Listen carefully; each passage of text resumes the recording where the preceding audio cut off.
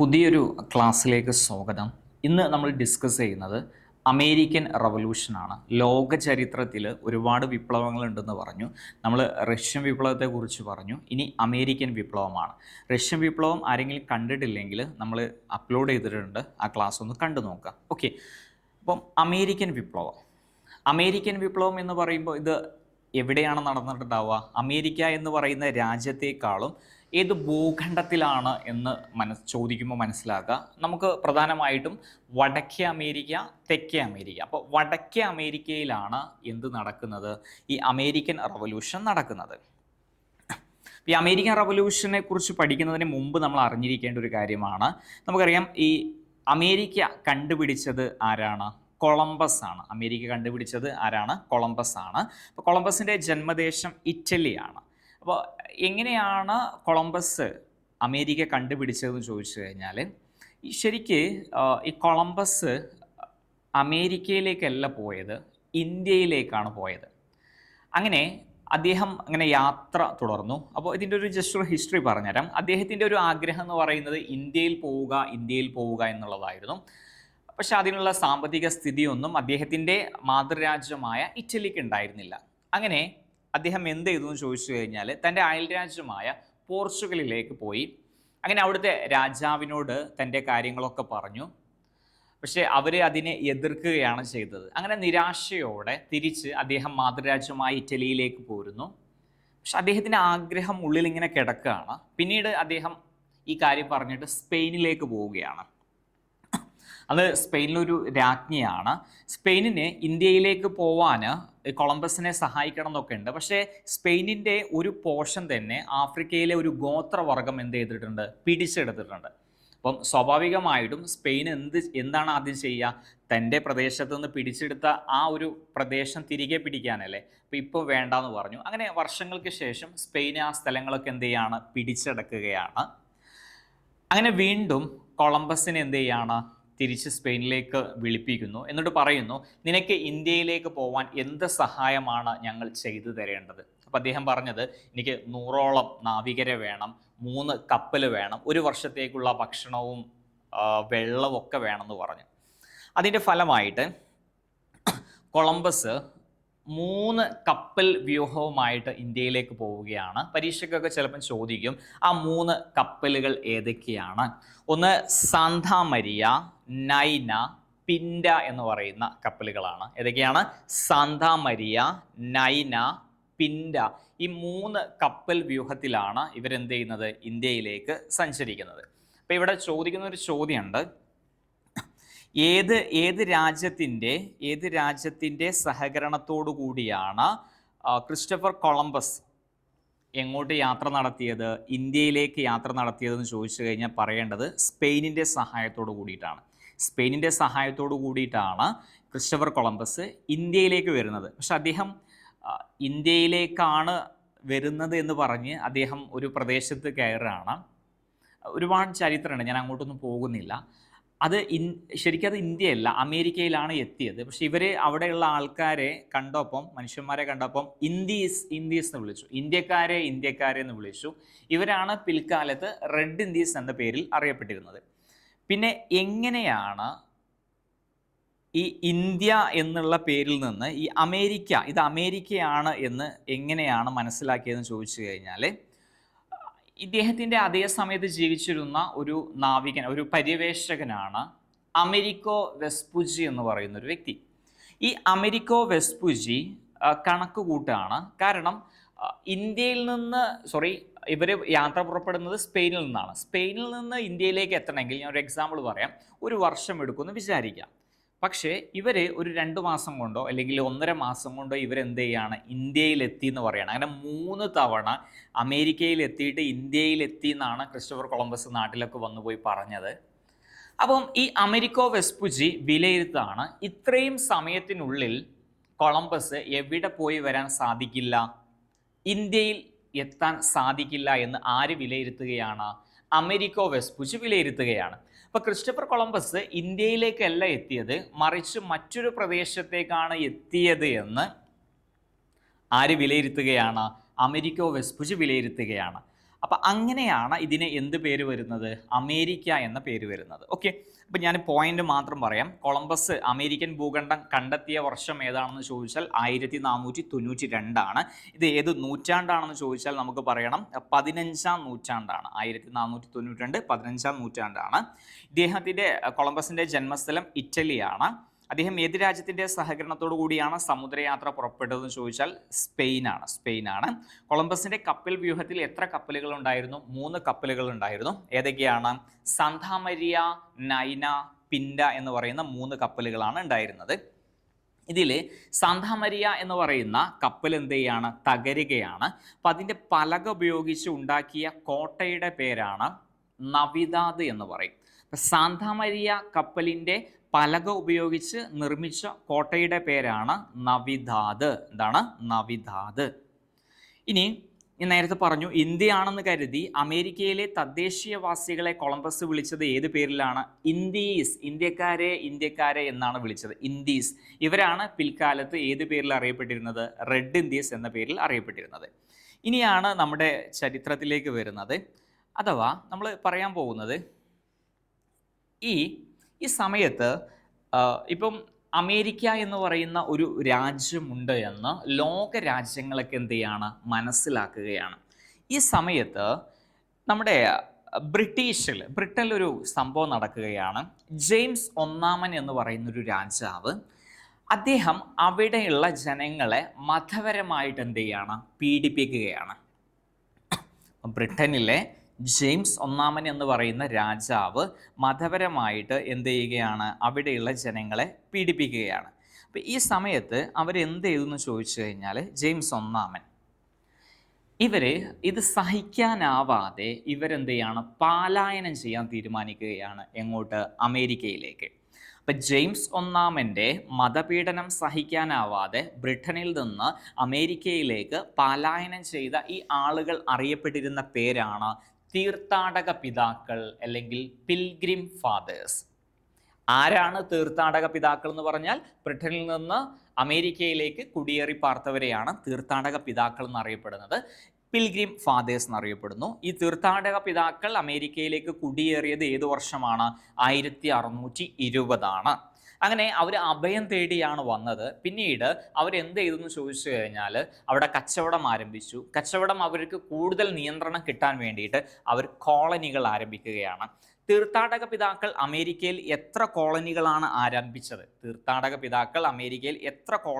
ആരംഭിച്ചതെന്ന് ചോദിച്ചു കഴിഞ്ഞാൽ 13 കോളനികളാണ്. ഈ 13 കോളനികൾ ഏതൊക്കെയാണ് എന്ന് പഠിക്കേണ്ട ആവശ്യകത ഉണ്ടോ എന്ന് ചോദിച്ചു കഴിഞ്ഞാൽ എൻ്റെ ഒരു പേഴ്സണൽ ഒപ്പീനിയനിൽ ഇതും പഠിക്കണം. കാരണം നാളെ ഒരുപക്ഷെ ഇങ്ങനെ ഒരു ചോദ്യം വരും. താഴെ തന്നിരിക്കുന്നവയിൽ തീർത്ഥാടക പിതാക്കൾ സ്ഥാപിച്ച കോളനികൾ ഏത്, അല്ലെങ്കിൽ ഏതെല്ലാം പെടാത്തത്, ഇങ്ങനെയൊക്കെ ചിലപ്പോൾ ചോദ്യങ്ങൾ വരും. അപ്പോൾ ഇവിടെ ഒരു കാര്യം കൂടി മനസ്സിലാക്കുക. എന്താണ് കോളനി എന്ന് ചോദിച്ചു കഴിഞ്ഞാൽ, അവിടെ ഈ തീർത്ഥാടക പിതാക്കൾ സഞ്ചരിച്ച കപ്പലിൻ്റെ പേരെന്താണെന്ന് ചോദിച്ചു കഴിഞ്ഞാൽ മേയ്ഫ്ലവർ ആണ്. തീർത്ഥാടക പിതാക്കൾ അമേരിക്കയിലേക്ക് പോകുമ്പോൾ സഞ്ചരിച്ച കപ്പലിൻ്റെ പേര് മേയ്ഫ്ലവർ ആണ്.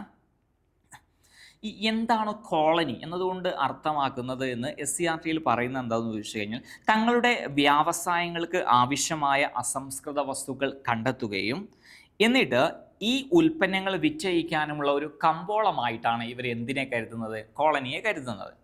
ഫോർ എക്സാമ്പിൾ പറയുകയാണെങ്കിൽ, ഇപ്പോൾ ഈ ഒരു പേൻ ഉണ്ടാക്കാൻ ആവശ്യമായ അസംസ്കൃത വസ്തുക്കൾ എന്ത് ചെയ്യുക? റോ മെറ്റീരിയൽ കണ്ടെത്തുക. തുടർന്ന് ഇത് ഉണ്ടാക്കിയതിന് ശേഷം ഇത് വിറ്റഴിക്കാനുള്ള ഒരു കമ്പോളമായിട്ടാണ് ഇവർ എന്തിനെ കരുതുന്നത്? കോളനിയെ കരുതുന്നത്. അപ്പം തീർത്ഥാടക പിതാക്കൾ അമേരിക്കയിൽ എത്ര കോളനികൾ ആരംഭിച്ചു എന്ന് ചോദിച്ചാൽ പറയണം 13 കോളനികൾ ആരംഭിച്ചു. എന്താണ് കോളനി കൊണ്ട് അർത്ഥമാക്കുന്നത്? തങ്ങൾക്ക് ആവശ്യമായ ഉൽപ്പന്നങ്ങൾ നിർമ്മിക്കാൻ ആവശ്യമായ അസംസ്കൃത വസ്തുക്കൾ ശേഖരിക്കുകയും തുടർന്ന് ആ ഉൽപ്പന്നങ്ങൾ വിറ്റഴിക്കാനുള്ള ഒരു കമ്പോളമായിട്ടാണ് ഇവരെ എന്തിനെ കരുതുന്നത്? കോളനിയെ കരുതുന്നത്. ഓക്കെ, ഇനി ആ 13 കോളനികൾ ഏതൊക്കെയാണ് എന്ന് ചോദിച്ചു കഴിഞ്ഞാൽ, Massachusetts, Connecticut, Rhode Island, New York, New Jersey, New Hampshire, North Carolina, Maryland, Virginia, Delaware, South Carolina, Pennsylvania, Georgia. നിങ്ങൾക്ക് ഈ 13 വളരെ സിമ്പിളായിട്ട് പഠിക്കാം. അപ്പം ഇതൊന്നും കൂടി ഒന്ന് ബാക്ക് അടിച്ചിട്ടൊന്ന് കേട്ട് നോക്കാം. അഥവാ ഞാൻ പറഞ്ഞത് ശ്രദ്ധിച്ചോളൂ. ഇവിടെ ഒരു വേർഡ് നിങ്ങൾ ഓർത്ത് വെച്ചാൽ മതി. അത് ഓർത്ത് വെച്ച് കഴിഞ്ഞാൽ നിങ്ങൾക്ക് സിമ്പിളായിട്ട് എന്ത് ചെയ്യാൻ പറ്റും? പഠിക്കാൻ പറ്റും. ഈ ഒരു സംഭവം ഉണ്ടല്ലോ, okay, MCR foreign MVD SPG. അപ്പം ഇങ്ങനെ ഓർത്ത് വെച്ചാൽ മതി. MCR എന്ന് പറഞ്ഞാൽ മുണ്ട് ഉണ്ടല്ലോ അല്ലേ. അപ്പോൾ പണ്ടുള്ള ഒരാൾ മുണ്ടൊക്കെ എടുത്ത് ഇങ്ങനെ നടക്കുന്ന ആളാണ് MCR, മുണ്ട്.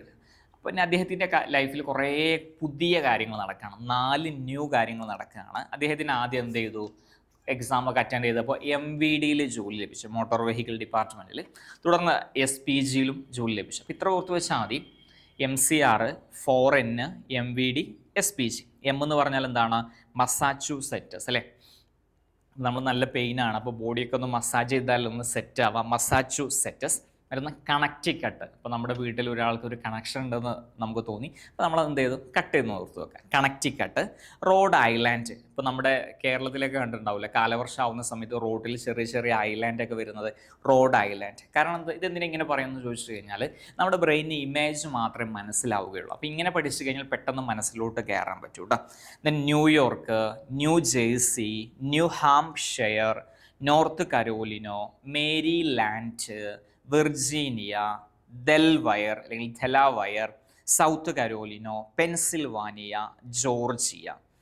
ഇവിടെ ചോദിക്കുന്ന മറ്റൊരു ചോദ്യമുണ്ട്. ഈ 13 കോളനികൾ ഒരു ദിവസമോ ഒരു വർഷം കൊണ്ടോ സ്ഥാപിച്ചതല്ല, വർഷങ്ങൾ എടുത്തിട്ടാണ് ഓരോ കോളനികളും സ്ഥാപിച്ചത്.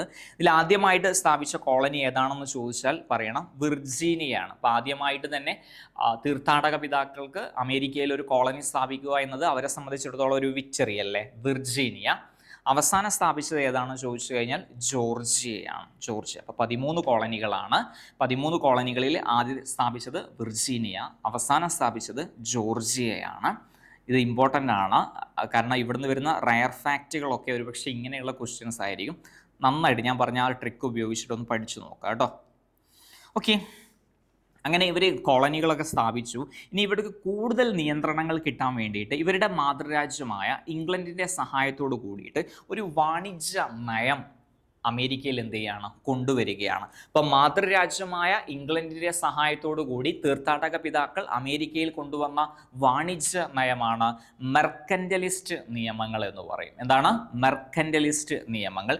എന്താണ് മെർക്കൻ്റലിസ്റ്റ് നിയമങ്ങൾ? പ്രധാനമായിട്ടും മെർക്കൻ്റലിസ്റ്റ് നിയമത്തിൽ 5 കണ്ടീഷൻസ് ആണ് പറയുന്നത്.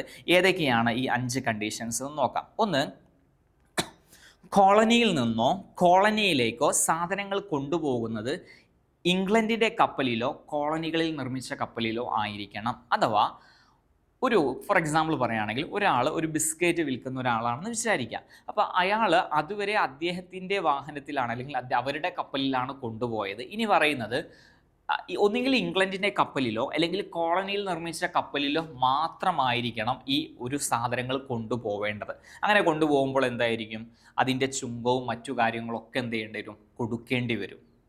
അപ്പോൾ ഒന്നാമത്തെ കണ്ടീഷൻ ഇതാണ്, ഒരു സാധനങ്ങൾ ഇത്ര ഓർത്ത് വെച്ചാൽ മതി, സാധനങ്ങൾ കൊണ്ടുപോകണമെങ്കിൽ ഇംഗ്ലണ്ടിൻ്റെ കപ്പലിലോ കോളനിയിൽ നിർമ്മിച്ച കപ്പലിലോ ആയിരിക്കണം. മറ്റൊന്ന്, ഈ കോളനിയിൽ ഉൽപ്പാദിപ്പിക്കുന്ന പഞ്ചസാര, കമ്പിളി, പരുത്തി, പുകയില തുടങ്ങിയവ ഇംഗ്ലണ്ടിലേക്ക് മാത്രമേ കയറ്റുമതി ചെയ്യാൻ പറ്റുകയുള്ളൂ. വെച്ചിട്ടാണ് 3, പഞ്ചസാര, പരുത്തി, പുകയില, കമ്പിളി. ഇത് വിറ്റിട്ടാണ് ഇവർക്ക് ഉപജീവന മാർഗങ്ങളൊക്കെ നടത്തുന്നത്. ഇത് എന്ത് ചെയ്യാൻ പാടുള്ളൂ, ഇംഗ്ലണ്ടിലേക്ക് മാത്രമേ കയറ്റുമതി ചെയ്യാൻ പാടുള്ളൂ. അങ്ങനെ ചെയ്യുമ്പോൾ എന്താ പ്രശ്നം, അവർ പറയുന്ന വിലക്ക് തന്നെ ഇത് കൊടുക്കാൻ പറ്റുള്ളൂ.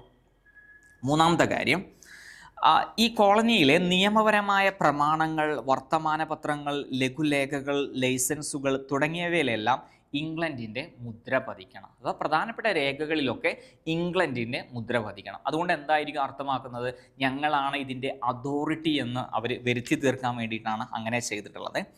ഇനി മറ്റൊന്ന്, ഈ കോളനിയിൽ നിലനിർത്തിയിട്ടുള്ള ഇംഗ്ലീഷ് സൈന്യത്തിൻ്റെ താമസ സ്ഥലവും അത്യാവശ്യ സൗകര്യങ്ങളും ആര് വഹിക്കണം, കോളനി തന്നെ വഹിക്കണം. ശരിക്കും കോളനിയെ നിയന്ത്രിക്കാൻ വേണ്ടിയിട്ട് ഇംഗ്ലീഷുകാർ കൊണ്ടുവന്ന സൈന്യത്തിൻ്റെ താമസ സൗകര്യവും മറ്റ് അത്യാവശ്യ സൗകര്യങ്ങളൊക്കെ ആര് തന്നെ വഹിക്കണം എന്നാണ് പറയുന്നത്, കോളനി തന്നെ വഹിക്കണം എന്നാണ് പറയുന്നത്. ദെൻ കോളനിയിലേക്ക് ഇറക്കുമതി ചെയ്യുന്ന തേയില, ഗ്ലാസ്, കടലാസ് എന്നിവക്കൊക്കെ എന്ത് കൊടുക്കണം എന്നാണ് പറയുന്നത്, ചുങ്കം കൊടുക്കണം. അഥവാ ഇവിടുന്ന് അങ്ങോട്ട് കയറ്റുമതി ചെയ്യുന്നതിന് ചുങ്കമൊന്നും കിട്ടുന്നില്ല, ഇങ്ങോട്ട് വരുന്നതിന് എന്ത് വേണം, ചുങ്കം. അതെന്തിനൊക്കെയാണ്, നമ്മളൊരു ചായ കുടിക്കാൻ ഓർത്ത് വെക്കുക. അപ്പോൾ ചായ, തേയില, അതൊരു ഗ്ലാസ്സിൽ, കടലാസിൻ്റെ ഗ്ലാസ്, തേയില, ഗ്ലാസ്, കടലാസ് എന്നിവക്ക് ഇങ്ങോട്ട് ഇറക്കുമതി ചെയ്യുമ്പോൾ എന്ത് കൊടുക്കണം? ചുങ്കം കൊടുക്കണം. അപ്പോൾ പ്രധാനമായിട്ടും മെർക്കന്റിലിസ്റ്റ് നിയമത്തിൽ 5 കാര്യങ്ങളാണ്. എന്താണ് മെർക്കന്റിലിസ്റ്റ് നിയമം എന്ന് പറഞ്ഞാൽ ഒറ്റ വേർഡിൽ പറയുകയാണെങ്കിൽ ഇതൊരു വാണിജ്യ നയമാണ്. ഇതിലൊന്ന് പറയുന്നത് ഒരു ഉൽപ്പന്നം കൊണ്ടുപോകണമെങ്കിൽ ഒന്നെങ്കിൽ ഇംഗ്ലണ്ടിൻ്റെ കപ്പലിലോ അല്ലെങ്കിൽ കോളനിയിൽ നിർമ്മിച്ച കപ്പലിലോ ആയിരിക്കണം. മറ്റൊന്ന് കയറ്റുമതിയാണ്, മറ്റൊന്ന് ഇറക്കുമതിയാണ്. പരുത്തി, പഞ്ചസാര, പുകയില, കമ്പിളി എന്നിവ കയറ്റുമതി ഇംഗ്ലണ്ടിലേക്ക് മാത്രമേ പറ്റുകയുള്ളൂ. ഇനി ഗ്ലാസ്, കടലാസ്, തേയില ഇങ്ങോട്ട് ഇറക്കുമതി ചെയ്യുമ്പോൾ എന്തു കൊടുക്കണം? ചുങ്കം കൊടുക്കണം. ദെൻ 4ാമത്തെ കാര്യം പറയുന്നത് ഔദ്യോഗിക രേഖകൾ, പ്രമാണങ്ങൾ എന്നിവയിൽ ഇംഗ്ലണ്ടിന്റെ മുദ്ര പതിക്കണം. ഈ കോളനിയിലുള്ള സൈനികരുടെ താമസ സ്ഥലവും മറ്റു സൗകര്യങ്ങളും ആര് വഹിക്കണം? കോളനിക്കാർ തന്നെ വഹിക്കണം എന്നാണ് പറയുന്നത്. ചുരുക്കി പറഞ്ഞാൽ അവരെ വീണ്ടും ശരിക്കും അഭയം കൊടുത്ത തീർത്ഥാടക പിതാക്കളെ ഇവരെന്ത് ചെയ്യുകയാണ്? വീണ്ടും ദ്രോഹിക്കുന്ന ഒരു അവസ്ഥയിലേക്ക് വരികയാണ്. ഇവർ വന്ന സമയത്ത് തന്നെ ഇവർക്ക് ഭക്ഷണവും മറ്റു കാര്യങ്ങളൊക്കെ ഈ റെഡ് ഇന്ത്യൻസ് കൊടുത്തു. പക്ഷെ അവരുടെ ഈ ഭക്ഷണങ്ങളും മറ്റു സ്വത്തുകളൊക്കെ എന്ത് ചെയ്യുന്നുണ്ട്? തുടക്കത്തിൽ കൊള്ളയടിക്കുന്നുണ്ട്. അങ്ങനെ റെഡ് ഇന്ത്യൻസ് അമേരിക്കയുടെ ഉള്ളിലേക്ക് എന്ത് ചെയ്യുന്നുണ്ട്? അവർ പോകുന്നുണ്ട്. ഓക്കെ, ഇനി നമുക്ക് നോക്കാം. ഇത് കൂടാതെ ഈ മെർക്കന്റിലിസ്റ്റ് നിയമം കൂടാതെ 1764 ഇംഗ്ലീഷ് പാർലമെന്റ് അമേരിക്കയിലെ 13 കോളനികളുടെ മേൽ ചുമത്തിയ ഒരു നികുതിയാണ് പഞ്ചസാര നികുതി എന്ന് പറയുന്നത്. ഈ പഞ്ചസാര ഞാൻ പറഞ്ഞു അവരുടെ ഉള്ള പ്രൊഡക്റ്റാണ്, അവരത് കയറ്റുമതി ചെയ്യുന്നുണ്ട്. അത് കൂടാതെ അതിൻ്റെ മേലെ എന്ത് ചെയ്യുകയാണ്? നികുതി ഏർപ്പെടുത്തുകയാണ്. അപ്പോൾ ഇവിടെ ഓർക്കേണ്ടത് 1764 പഞ്ചസാര നികുതി വരുന്നത്. 1765 സ്റ്റാമ്പ് നിയമം കൊണ്ടുവരികയാണ്. 1767 ടൗൺഷെൻഡ് നിയമമൊക്കെ എന്ത് ചെയ്യാണ്? പാസ്സാക്കുകയാണ്. അപ്പോൾ വീണ്ടും ഇവരെ പ്രയാസത്തിലേക്ക് എന്ത് ചെയ്യാണ്? കൊണ്ടുവരികയാണ്. അങ്ങനെ ഇവിടെ സംഭവിക്കുന്നത് ഏതൊരു പ്രശ്നം വരുന്ന സമയത്ത് 2 ഓപ്ഷനാണ്. ഒന്നെങ്കിൽ പ്രതികരിക്കുക അല്ലെങ്കിൽ പൊരുത്തപ്പെടുക. ഇവിടെ സംഭവിച്ചതെന്ന് വെച്ച് കഴിഞ്ഞാൽ ഇവർ പൊരുത്തപ്പെട്ടു പോവുകയാണ്. ഇനി ഇങ്ങനെയൊക്കെയാണ് അവരുടെ ജീവിതം. പക്ഷേ ഈ സമയത്താണ് അവരെ ഇൻഫ്ലുവൻസ് ചെയ്യാൻ വേണ്ടിയിട്ട് കുറച്ച് ഇൻഫ്ലുവൻസേഴ്സ് വരികയാണ്.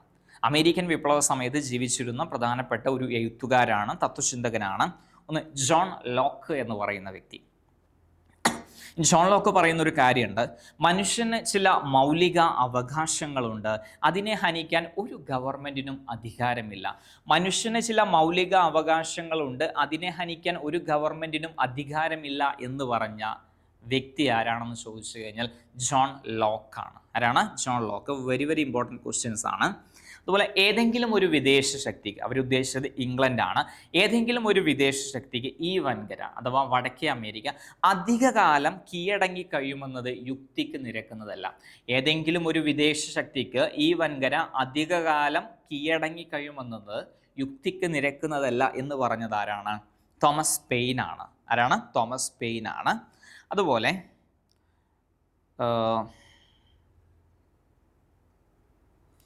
നോക്കാം. ദെൻ യുദ്ധം ആരംഭിക്കുന്നതിന് മുമ്പ് തന്നെ വിപ്ലവം നടപ്പിലായി കഴിഞ്ഞു. ഇങ്ങനെ അഭിപ്രായപ്പെട്ടത് ജോൺ ആഡംസ് ആണ്. യുദ്ധം ആരംഭിക്കുന്നതിന് മുമ്പ് തന്നെ വിപ്ലവം നടപ്പിലായി കഴിഞ്ഞു എന്ന് പറഞ്ഞത് ആരാണ്? ജോൺ ആഡംസ് ആണ്. അപ്പം പ്രധാനപ്പെട്ട 3 സ്റ്റേറ്റ്മെൻ്റാണ് ഞാൻ ഇവിടെ പറഞ്ഞത്. ഒന്ന് റിപ്പീറ്റ് ചെയ്ത് കേട്ടു നോക്കാം കേട്ടോ. ഓക്കെ. ദെൻ പ്രാതിനിധ്യമില്ലാതെ നികുതിയില്ല. അമേരിക്കൻ വിപ്ലവത്തിൻ്റെ മുദ്രാവാക്യം എന്താണെന്ന് ചോദിച്ചാൽ പറയണം പ്രാതിനിധ്യമില്ലാതെ നികുതിയില്ല.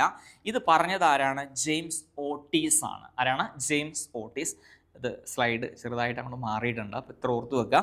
പ്രാതിനിധ്യമില്ലാതെ നികുതിയില്ല എന്നതാണ് അമേരിക്കൻ വിപ്ലവത്തിൻ്റെ മുദ്രാവാക്യം. ഇതിൻ്റെ ഉപജ്ഞാതാവ് ആരാണ്? ജെയിംസ് ഓട്ടീസ് ആണ്. മറ്റൊന്നാണ്, അമേരിക്കൻ വിപ്ലവത്തിന് തുടക്കം കുറിച്ച് തോമസ് പെയിൻ രചിച്ച പ്രധാനപ്പെട്ട 2 ലഘുലേഖ ഏതാണ്? നമ്മൾ നേരത്തെ പറഞ്ഞു തോമസ് പെയിൻ എന്താ പറഞ്ഞത്? ഏതെങ്കിലും ഒരു വിദേശ ശക്തിക്ക് ഈ വൻകര ദീർഘകാലം കീഴടങ്ങി കഴിയുമെന്നുള്ളത് യുക്തിക്ക് നിരക്കുന്നതല്ല എന്ന് പറഞ്ഞ തോമസ് പെയിനിൻ്റെ പ്രധാനപ്പെട്ട 2 ലഘുലേഖയാണ്. ഒന്ന് കോമൺ സെൻസ്, മറ്റൊന്ന് ദി അമേരിക്കൻ ക്രൈസിസ്. ഏതൊക്കെയാണ്? Common sense, the American crisis. അതുപോലെ വടക്കേ അമേരിക്കയിലെ 13 കോളനികൾ ബ്രിട്ടനെതിരെ നടത്തിയ വിപ്ലവം ഏത് പേരിൽ അറിയപ്പെടുന്നു? അമേരിക്കൻ വിപ്ലവം എന്ന പേരിൽ അറിയപ്പെടുന്നു. അമേരിക്കൻ വിപ്ലവവുമായി ബന്ധപ്പെട്ട മുദ്രാവാക്യമാണ് പ്രാതിനിധ്യമില്ലാതെ നികുതിയില്ല എന്നുള്ളത്. അതുപോലെ ഇവിടെ ഒരു കാര്യം കൂടി മനസ്സിലാക്കേണ്ടത്, ഇതിൻ്റെ അപ്പുറത്ത് വേറൊരു സംഭവം കൂടി നടക്കുന്നുണ്ട്. സപ്തവത്സര യുദ്ധം. ഏതൊക്കെ രാജ്യങ്ങൾ തമ്മിലാണ് സപ്തവത്സര യുദ്ധം നടക്കുന്നത് ചോദിച്ചു കഴിഞ്ഞാൽ ബ്രിട്ടനും ഫ്രാൻസും തമ്മിലാണ് സപ്തവത്സര യുദ്ധം നടക്കുന്നത്. 1756 മുതൽ 63 വരെ 7 വർഷമാണ് ഈ സപ്തവത്സര യുദ്ധം നടക്കുന്നത്. അഥവാ ബ്രിട്ടനും ഫ്രാൻസും തമ്മിൽ. ഇവിടെ ശരിക്ക് നമ്മൾ അമേരിക്കൻ വിപ്ലവം എടുക്കുന്ന സമയത്ത് അവിടെ ആരാണ്? അമേരിക്കനും ബ്രിട്ടനും തമ്മിലാണ്. അഥവാ ഇവിടെ അമേരിക്കനും ബ്രിട്ടനും, ഇവിടെ ഫ്രാൻസും ബ്രിട്ടനും.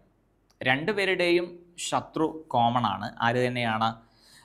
ബ്രിട്ടനാണ്. അപ്പോൾ ശത്രുവിൻ്റെ ശത്രു മിത്രം എന്ന് പറയുന്ന പോലെ ഈ സപ്തവത്സര യുദ്ധത്തിൽ ആര് പരാജയപ്പെടുകയാണ്?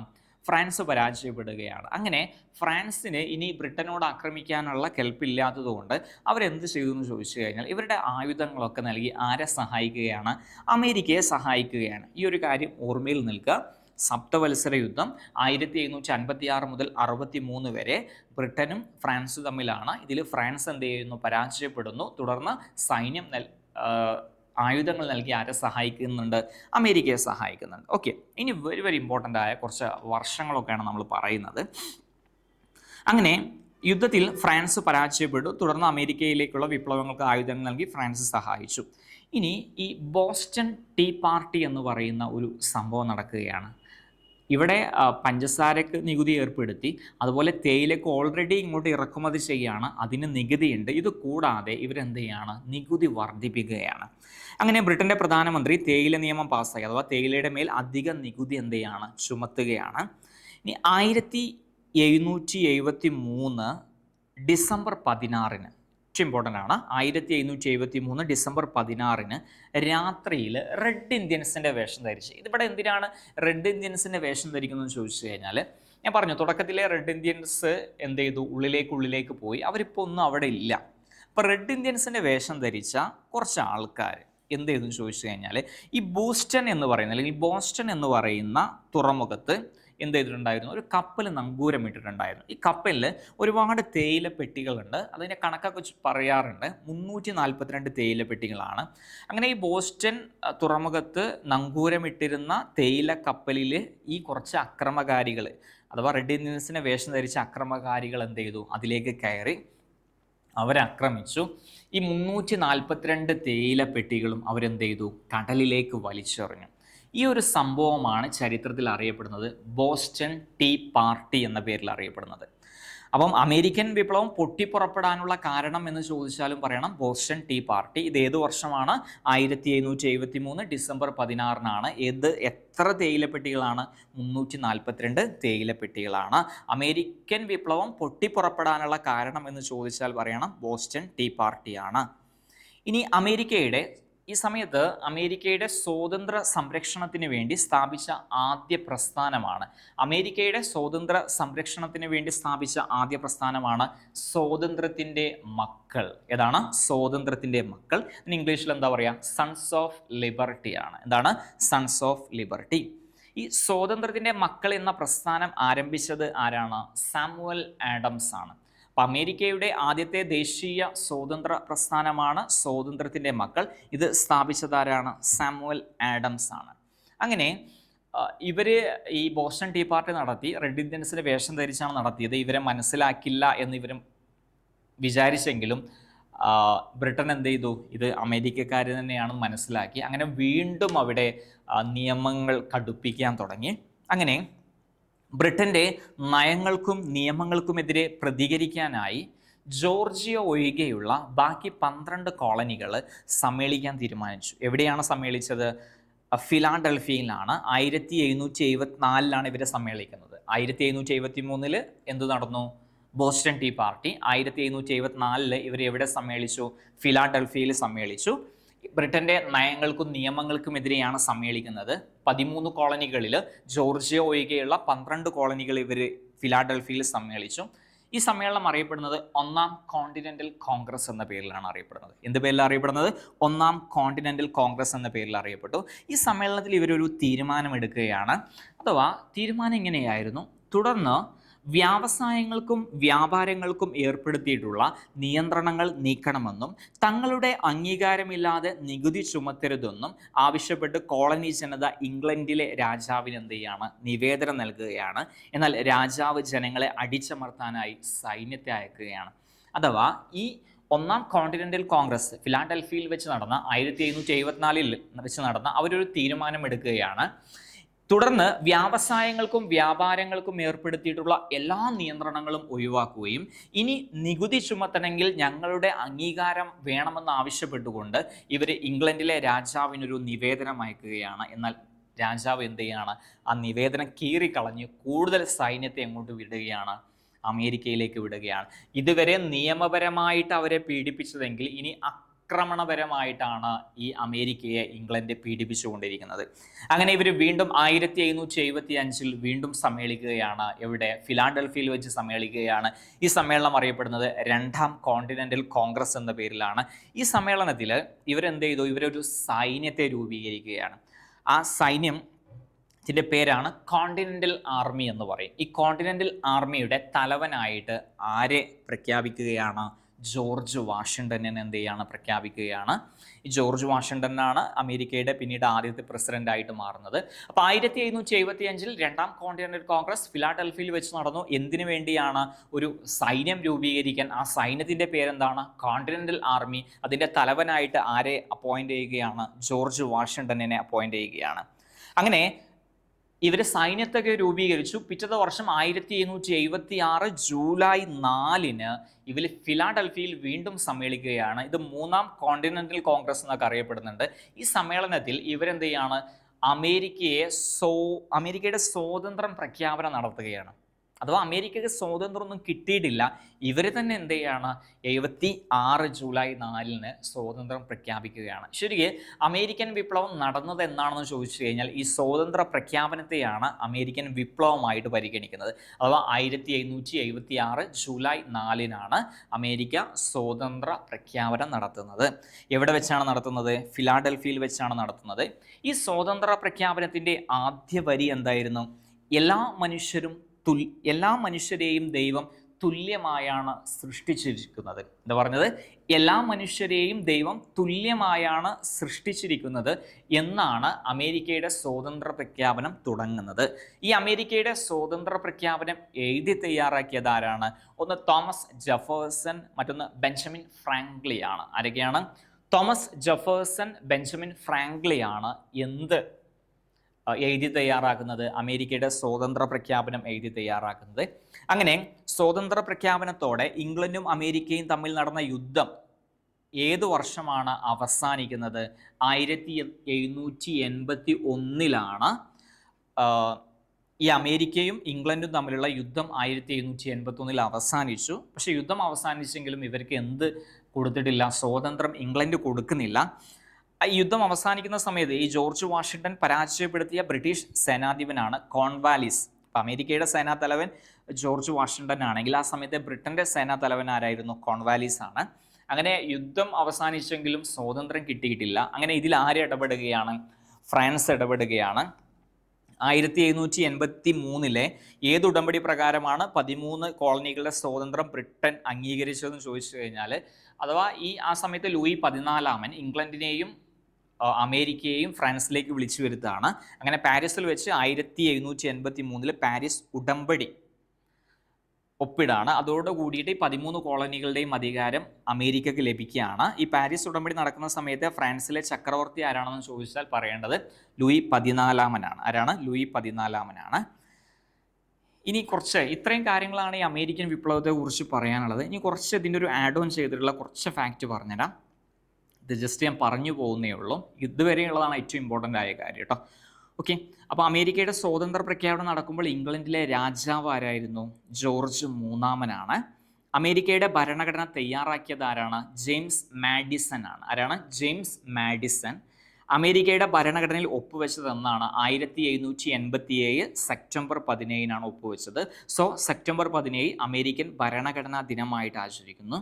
ലോകത്തിലെ ഏറ്റവും പഴക്കമുള്ള ഭരണഘടന, ലോകത്തിലെ ഏറ്റവും ചെറിയ ഭരണഘടന, ലോകത്തിലെ ആദ്യത്തെ എഴുതപ്പെട്ട ഭരണഘടന, ഇതൊക്കെ ഏതാണ്? അമേരിക്കൻ ഭരണഘടനയാണ്. അമേരിക്കൻ മനുഷ്യാവകാശവുമായി ബന്ധപ്പെട്ട അഥവാ അമേരിക്കയിൽ നടന്ന മനുഷ്യാവകാശവുമായി ബന്ധപ്പെട്ട ഭേദഗതികളെ പൊതുവെ അറിയപ്പെടുന്ന പേരാണ് ബിൽ ഓഫ് റൈറ്റ്സ് എന്ന പേരിൽ അറിയപ്പെടുന്നത്. ഏത് പേരിലാണ് അറിയപ്പെടുന്നത്? Bill of rights. ഈ ബിൽ ഓഫ് റൈറ്റ്സിൽ നിന്നാണ് ഇന്ത്യ മൗലിക അവകാശങ്ങൾ എന്ന ആശയമൊക്കെ എന്ത് ചെയ്തിട്ടുള്ളത്? കടമെടുത്തിട്ടുള്ളത്. അപ്പോൾ അമേരിക്കയുടെ ആദ്യ പ്രസിഡൻ്റായിട്ട് തിരഞ്ഞെടുത്തത് ആരെയാണ്? ജോർജ് വാഷിങ്ടണിനെയാണ് 1789 ഏപ്രിൽ 30. ഇനി കുറച്ച് പേരുകളാണ് പറയുന്നത്, ഒന്ന് കേട്ടോളൂ. അമേരിക്കൻ ഐക്യനാടുകളുടെ പിതാവ് ജോർജ് വാഷിങ്ടൺ. അമേരിക്കൻ സ്വാതന്ത്ര്യ സമരത്തിൻ്റെ പിതാവ് എന്ന് ചോദിച്ചു കഴിഞ്ഞാൽ പറയണം ആരാണ്? സാമുവൽ ആഡംസ് ആണ്. ആരാണ്? Samuel Adams. ദെൻ അമേരിക്കയുടെ ആദ്യ വൈസ് പ്രസിഡന്റ് ജോൺ ആഡംസ്. ഇദ്ദേഹം തന്നെയാണ് അമേരിക്കയുടെ 2ാമത്തെ പ്രസിഡന്റും. അമേരിക്കയുടെ 16ാമത്തെ പ്രസിഡന്റ് ആരാണ്? Abraham Lincoln. ഗെറ്റിസ്ബർഗ് പ്രസംഗം ആരുമായി ബന്ധപ്പെട്ടിരിക്കുന്നു? Abraham Lincoln. ബുള്ളറ്റിനേക്കാൾ മൂർച്ചയുണ്ട് ബാലറ്റിന്, ഇങ്ങനെ അഭിപ്രായപ്പെട്ടത് എബ്രഹാം ലിങ്കൻ ആണ്. എബ്രഹാം ലിങ്കൻ അടിമത്തം അമേരിക്കയിൽ നിർത്തലാക്കിയത് ഏതു വർഷമാണ്? 1863. എബ്രഹാം ലിങ്കൻ കൊല്ലപ്പെട്ട വർഷം 1865 ഏപ്രിൽ 14. എബ്രഹാം ലിങ്കൻ വധിക്കപ്പെട്ടത് ഏത് തിയേറ്ററിൽ വെച്ചാണ്? ഫോർഡ് തിയേറ്ററിൽ വെച്ചാണ്. വധിക്കപ്പെടുമ്പോൾ എബ്രഹാം ലിങ്കൻ കണ്ടുകൊണ്ടിരുന്ന നാടകം ഏതാണ്? ഓവർ അമേരിക്കൻ കസിൻ എന്ന നാടകമാണ്. എബ്രഹാം ലിങ്കനെ വധിച്ചത് ആരാണ്? ജോൺ വിൽക്കി ബൂത്ത് ആണ്. ഞാനിങ്ങനെ വേഗത്തിൽ പറയുന്നത് ഇത് ജസ്റ്റ് പഠിച്ചാൽ മതി, അഥവാ ഇത് നമ്മളെ ഹിസ്റ്ററി അങ്ങനെ അറിയണമെന്നില്ലല്ലോ. ഓരോ വേർഡ് കൃത്യമായിട്ട് റിപ്പീറ്റ് ചെയ്തിട്ട് കാണുക, സിമ്പിളായിട്ട് ഓർമ്മയിൽ നിൽക്കും. ഗ്രേറ്റ് ഇമാൻസിപ്പേറ്റർ എന്ന അപരനാമത്തിൽ അറിയപ്പെട്ടിരുന്നതും ആരാണ്? എബ്രഹാം ലിങ്കൻ ആണ്. ഏറ്റവും പ്രായം കുറഞ്ഞ അമേരിക്കൻ പ്രസിഡന്റ് തിയോഡർ റൂസ്വെൽറ്റ് ആണ്. ഏറ്റവും പ്രായം കൂടിയ അമേരിക്കൻ പ്രസിഡന്റ് ജോൺ ബൈഡൻ ആണ്. ഏറ്റവും കൂടുതൽ കാലം അമേരിക്കൻ പ്രസിഡന്റായ വ്യക്തി ഫ്രാങ്ക്ലിൻ ഡി റൂസ്വെൽറ്റ് ആണ്. 2 തവണയിൽ കൂടുതൽ അമേരിക്കൻ പ്രസിഡന്റായ വ്യക്തി ആരാണ്? Franklin D Roosevelt. 4 തവണ അദ്ദേഹം ആയിട്ടുണ്ട്. അന്തരിച്ച ആദ്യത്തെ അമേരിക്കൻ പ്രസിഡന്റാണ് വില്യം ഹെൻറി ഹാരിസൺ. അധികാരത്തിലിരിക്കെ വധിക്കപ്പെട്ട അമേരിക്കൻ പ്രസിഡന്റുമാരാണ് Abraham Lincoln, James Garfield, William McKinley, John F Kennedy. അതുപോലെ ഏത് അമേരിക്കൻ പ്രസിഡന്റിന്റെ മരണത്തെ തുടർന്നാണ് കേരളത്തിലെ വിദ്യാലയങ്ങൾക്ക് അവധി നൽകിയത്? John F Kennedy. ഏറ്റവും ഒടുവിൽ വധിക്കപ്പെട്ട അമേരിക്കൻ പ്രസിഡന്റാണ് John F Kennedy. 1963 November 22. John F കെന്നഡിയുടെ ഘാതകൻ ആരാണ്? ലീ ഹാർവേ ഓസ്വാൾഡ് ആണ്. ആദ്യമായി മനുഷ്യൻ ചന്ദ്രനിൽ ഇറങ്ങുമ്പോൾ അമേരിക്കൻ പ്രസിഡന്റ് ആരാണ്? റിച്ചാർഡ് എം നിക്സൺ ആണ്. വാട്ടർ ഗേറ്റ് സംഭവത്തെ തുടർന്ന് രാജിവെച്ച American president Richard M Nixon ആണ്. സിനിമാ താരമായിരുന്ന അമേരിക്കൻ പ്രസിഡന്റ് ആരാണ്? റൊണാൾഡ് റീഗൻ ആണ്. Ronald Reagan. അമേരിക്കയുടെ ആദ്യ കറുത്ത വർഗ്ഗക്കാരനായ പ്രസിഡന്റ് ബാരക് ഒബാമ. ഈ ഹിരോഷിമ സന്ദർശിച്ച ആദ്യ അമേരിക്കൻ പ്രസിഡന്റ് ആരാണ്? Barak Obama. അമേരിക്കയിൽ നിലനിന്നിരുന്ന വർണ്ണവിവേചനം അവസാനിപ്പിക്കാനായി പ്രവർത്തിച്ച മനുഷ്യാവകാശ പ്രവർത്തകനാണ് മാർട്ടിൻ ലൂതർ കിങ് ജൂനിയർ. അദ്ദേഹത്തിൻ്റെ ഒരു പ്രസംഗമാണ് എനിക്കൊരു സ്വപ്നമുണ്ട്. സ്റ്റാച്യു ഓഫ് ലിബർട്ടി സ്ഥിതി ചെയ്യുന്ന രാജ്യം അമേരിക്കയാണ്. ഇത് സ്വാതന്ത്ര്യത്തിൻ്റെ പ്രതിമ എന്നറിയപ്പെടുന്നു. ഇതിൻ്റെ ശില്പി ഫെഡറിക് ബർത്തോൾഡി ആണ്. ഇത് സ്റ്റാച്യു ഓഫ് ലിബർട്ടി അമേരിക്കയ്ക്ക് സമ്മാനമായി നൽകിയത് ഫ്രാൻസ് ആണ്. അഥവാ അമേരിക്കയുടെ സ്വാതന്ത്ര്യത്തിൻ്റെ 100ാം വാർഷികത്തിൽ ആണ് ആര് നൽകുന്നത്? സ്റ്റാച്യു ഓഫ് ലിബർട്ടി ഫ്രാൻസ് അമേരിക്കയ്ക്ക് നൽകുന്നത്. സ്റ്റാച്യു ഓഫ് ലിബർട്ടി തുടക്കത്തിൽ അറിയപ്പെട്ടിരുന്നത് ലിബർട്ടി എൻലേണിംഗ് വേൾഡ് ആണ്. അപ്പോൾ എന്തിൻ്റെ സ്മരണാർത്ഥമാണ് France statue of liberty America സമ്മാനിച്ചതെന്ന് ചോദിച്ചു കഴിഞ്ഞാൽ അമേരിക്കയുടെ സ്വാതന്ത്ര്യ പ്രഖ്യാപനത്തിൻ്റെ 100ാം വാർഷികത്തിലാണ്. എന്നായിരുന്നു അമേരിക്കയുടെ സ്വാതന്ത്ര്യ പ്രഖ്യാപനം? 1776 സ്റ്റാച്യു ഓഫ് ലിബർട്ടി സ്ഥാപിച്ചിരിക്കുന്ന തുറമുഖം ന്യൂയോർക്ക് തുറമുഖത്തിൻ്റെ അടുത്താണ്. ഓക്കെ, അപ്പോൾ ഇത്രയും കാര്യങ്ങളാണ് നമുക്ക് അമേരിക്കൻ വിപ്ലവവുമായി ബന്ധപ്പെട്ട് പഠിക്കാനുള്ളത്. അത്രയും ഡീറ്റെയിൽ ആയിട്ട് നമ്മളിവിടെ ക്ലാസ്സിൽ നിങ്ങൾക്ക് പറഞ്ഞു തന്നിട്ടുണ്ട്. അപ്പോൾ നിങ്ങളിത് ഒരു തവണ കൂടി നിങ്ങളൊന്ന് കേട്ട് നോക്കൂ, നല്ല നോട്ട് ഉണ്ടാക്കുക. ഈ കോണ്ടന്റ് തന്നെ മതി. ഇത് നിങ്ങൾ എത്രത്തോളം പഠിച്ചെന്ന് വിലയിരുത്താൻ വേണ്ടിയിട്ട് നമ്മളൊരു എക്സാം ടെലിഗ്രാം ചാനലിൽ കൊടുത്തിട്ടുണ്ട്. അപ്പോൾ ആ ടെലിഗ്രാം ചാനലിലെ ലിങ്കൊക്കെ നമ്മൾ കമൻറ്റിലും ഡിസ്ക്രിപ്ഷനിലൊക്കെ കൊടുക്കാം. പിന്നെ മറ്റൊരു കാര്യം, നിങ്ങൾ OMR ഷീറ്റ് വെച്ചിട്ട് തന്നെ എന്ത് ചെയ്യുക? എക്സാം അറ്റൻഡ് ചെയ്യുക. 50 മാർക്കിൻ്റെ എക്സാമാണ്. എന്നിട്ട് നിങ്ങളുടെ മാർക്കൊക്കെ എന്ത് ചെയ്യുക? കമൻറ്റ് ചെയ്യുക. അപ്പോൾ ഇങ്ങനെ ഓരോ ടോപ്പിക്കും പഠിച്ച് അതിൻ്റെ എക്സാം അറ്റൻഡ് ചെയ്യാൻ വേണ്ടി നമ്മളൊരു ടോപ്പിക് എക്സാം ബുക്ക് ഇറക്കിയിട്ടുണ്ട്. കേരളത്തിൽ ലാമൻ സൊല്യൂഷൻസ് ആണ് ആദ്യമായിട്ട് ഇങ്ങനെ ഒരു ബുക്ക് ഇറക്കുന്നത്. അപ്പോൾ താഴെ കാണുന്ന നമ്പറിൽ കോൺടാക്റ്റ് ചെയ്തിട്ട് നിങ്ങൾ ഈ ബുക്ക് ഇതുവരെ വാങ്ങിച്ചിട്ടില്ലെങ്കിൽ ഇപ്പോൾ തന്നെ നിർബന്ധമായിട്ട് വാങ്ങിച്ചിട്ട് എന്ത് ചെയ്യുക? ഓരോ ടോപ്പിക്കും പഠിച്ച് അതിൻ്റെ എക്സാം അറ്റൻഡ് ചെയ്യുക. അപ്പോൾ അടുത്തൊരു ക്ലാസ്സിൽ നമുക്ക് വീണ്ടും കാണാം. Thank you so much.